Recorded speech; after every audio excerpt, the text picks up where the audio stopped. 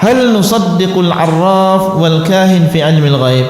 Bolehkah kita membenarkan tukang ramal dan dukun di dalam ilmu gaib?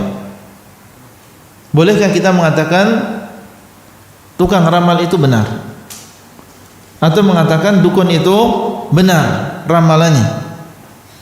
Berarti ini nusaddiq. Syekh mengatakan la nusaddiquhuma, tidak boleh kita membenarkan keduanya, baik itu tukang ramal maupun dukun.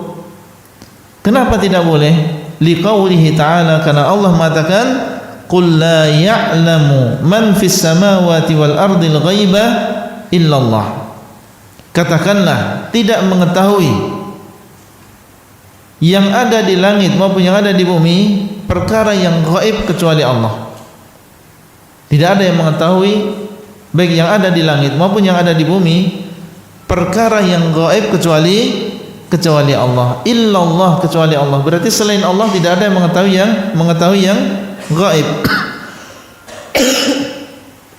Termasuk di antaranya dukun dan juga tukang ramal. Allah mengatakan tidak ada yang mengetahui ilmu gaib kecuali Allah. Bagaimana seorang muslim meninggalkan firman Allah kemudian dia membenarkan dukun dan juga tukang ramal? Kemudian Nabi SAW mengatakan, man ata arrafan aw kahinan fasaddaqahu bima yaqul faqad kafara bima unzila ala Muhammadin sallallahu alaihi wasallam. Barang siapa yang mendatangi tukang ramal, mendatangi ke rumahnya atau tempat prakteknya, au kahinan, atau mendatangi dukun, kemudian membenarkan apa yang dia ucapkan, bertanya, kemudian dia berpetuah, dia mengabarkan akan terjadi ini, akan terjadi itu, kemudian dibenarkan ucapannya, ya, lupa dengan firman Allah atau meninggalkan firman Allah, faqad kafara bima unzila ala Muhammadin sallallahu alaihi wasallam, maka sungguh dia telah kufur terhadap apa yang diturunkan kepada Muhammad sallallahu alaihi wasallam. Berarti dia telah mengingkari ayat yang diturunkan kepada Muhammad. Karena di dalam Al-Qur'an Allah mengatakan tidak mengetahui yang gaib kecuali Allah. Kalau dia datang ke dukun dan membenarkan ilmu gaib yang dia akui, berarti dia telah mengingkari apa yang diturunkan kepada Nabi Muhammad sallallahu alaihi wasallam. Bahaya yang besar. Ya, bahaya seseorang dikatakan bahwasanya dia telah kufur dengan apa yang diturunkan kepada Nabi Muhammad sallallahu alaihi wasallam. Hadis ini sahih, diriwayatkan oleh Imam Ahmad. Apakah ada yang mengetahui perkara yang gaib di antara manusia? Maka beliau mengatakan tidak ada yang mengetahui yang gaib seorang pun kecuali orang yang Allah tunjukkan kepadanya. Siapa? Minar rusuli, dari kalangan para rasul. Jadi manusia yang Allah beritahukan sebagian dari ilmu gaib adalah para rasul dan juga para nabi. Ini yang Allah beritahukan kepada mereka. Berarti kalau ada manusia dia bukan nabi, bukan rasul, mengakui mengetahui ilmu yang gaib dari Allah, dia adalah pendusta. Ya, dalilnya apa? Syekh mendatangkan dalil dari surat Jin. Alimul ghaibi fala yuzhiru ala ghaibihi ahada illa man irtada mir rasul. Dialah Allah Subhanahu wa taala yang mengetahui yang gaib. Maka Allah tidak menampakkan perkara yang gaib tersebut kepada seorang pun kecuali orang yang Allah ridhai.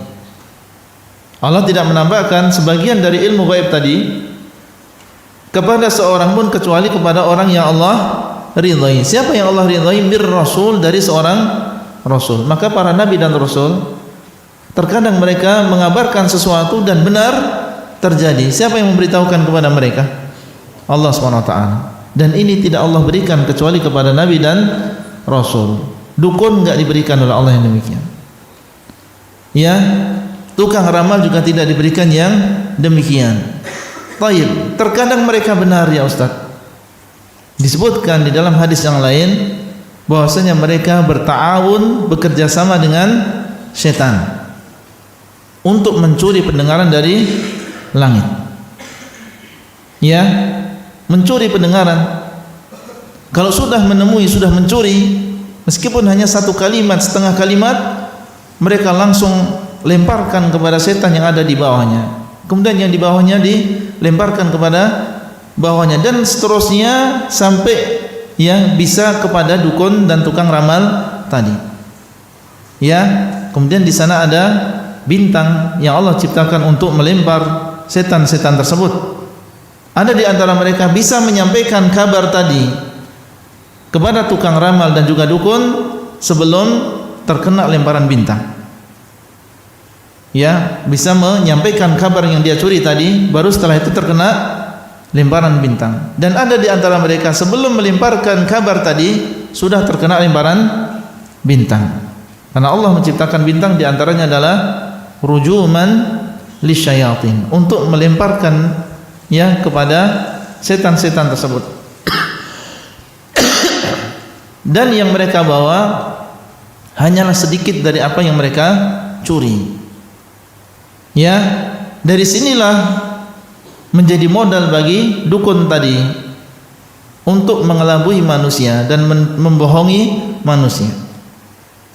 Ya, dari satu kabar berita yang dia curi kemudian ditambahi dengan 100 kedustaan.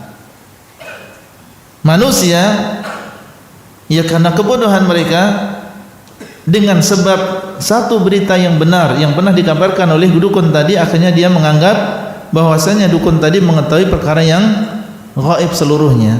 Maka ini adalah di antara bentuk kelalaian manusia, hanya karena satu berita yang benar kemudian 100 kedustaan dianggap itu semua adalah benar. Baik.